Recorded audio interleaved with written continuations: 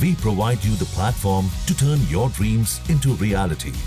Give wings to your aspirations with KR Mangalam University.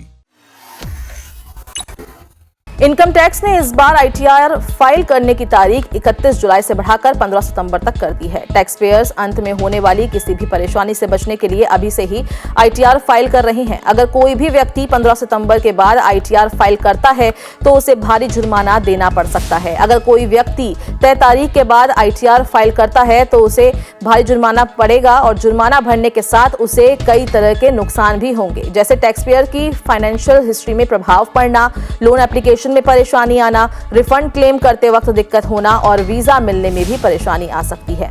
आइए अब आपको बताते हैं कि किसको कितना जुर्माना लगेगा। अगर किसी की सालाना आय 5 लाख से कम है तो उन्हें 1000 रुपए का जुर्माना लगेगा। वहीं जिसकी सालाना आय 5 लाख से ज्यादा है उनको 5000 रुपए का जुर्माना लगेगा। ऐसे ही अगर कोई टैक्स पेयर्स का टैक्स बकाया रहता है तो उसे हर महीने 1% ब्याज के रूप में देना पड़ सकता है। अब आपको बताते हैं कि आईटीआर फाइलिंग करते वक्त किन बातों का ध्यान रखना चाहिए।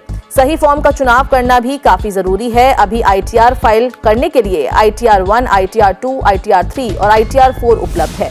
इन सभी फॉर्म के बारे में जानकारी प्राप्त कर ले। इसके बाद इनमें से जो आपके लिए उपयुक्त हो उसका चुनाव करें। ओल्ड टैक्स रिजीम और नई टैक्स रिजीम में से किसी एक का चुनाव करें। इसके लिए आपको इन दोनों का आंकलन करना जरूरी है। ओल्ड टैक्स रिजीम कई तरह की छूट मिल जाती है, ये छूट नई टैक्स रिजीम में शामिल नहीं है। वहीं ये ध्यान रखें कि आपने समय सीमा से पहले आईटीआर फाइल कर लिया हो। इसके साथ ही ई वेरिफिकेशन का भी खास तौर पर ध्यान रखें। इन सभी बातों का पता होने पर आपको इनकम टैक्स फाइल करते वक्त किसी भी तरह की परेशानी नहीं होगी।